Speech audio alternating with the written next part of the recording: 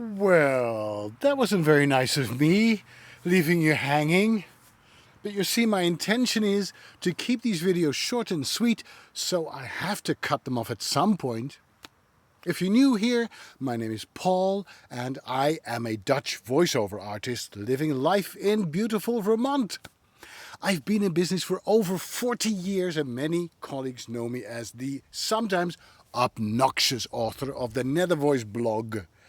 I think I can safely say that my blog is, or was, the most widely read and discussed blog in the voiceover industry, and I've been writing it for over 20 years. Look it up at nethervoice.com if you dare.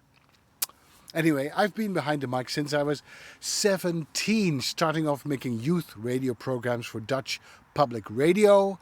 Later, I spent about a year at the BBC in London, producing a prize-winning documentary, and from there I moved on to Radio Netherlands International, that's the Dutch World Service. All in all, I spent about 25 years in radio doing all sorts of very serious things, interviewing very serious people about very serious topics. When I came to the United States at the end of 1999, I jokingly joined a cattle call at a talent agency in Philadelphia, together with ventriloquists, tap dancers, and some silly amateur clowns. And I was signed on the spot because of the weird way I spoke. The agency had lots of American voice actors on their roster, obviously, and plenty of Brits, but no one with a European accent that was hard to pinpoint. And that accent became my calling card and has served me well for many years. In these years, I've narrated audiobooks, lots of boring e-learning programs, medical trainings about disgusting diseases, poorly scripted corporate videos, documentaries no one will ever watch, YouTube videos, guided tours for obscure museums, and even a few commercials. I think I was one of the very first native Dutch speakers to land a national commercial on American television. And an advertising agency hired me to promote a Broadway musical about the Beatles using my best fake British accent. They say I'm pretty good at pretending to be someone I'm not, which you need to be as an actor.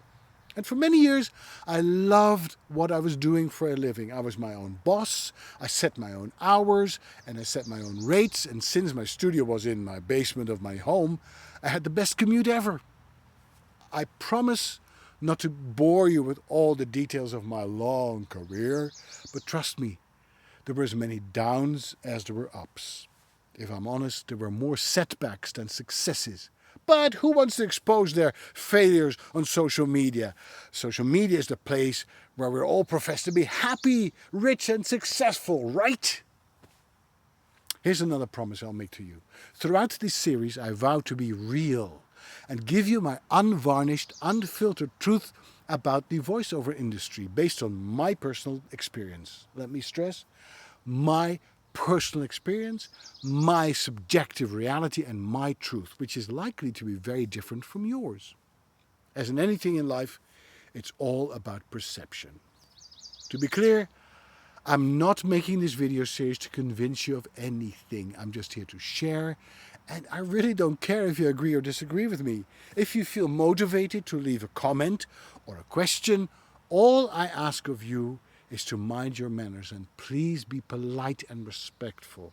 Just because we don't know each other and can't see each other doesn't mean you have permission to be rude, because if you are, I will block you. Okay, I'm already over my time here. So in the next video, I will finally reveal my big decision. See you soon.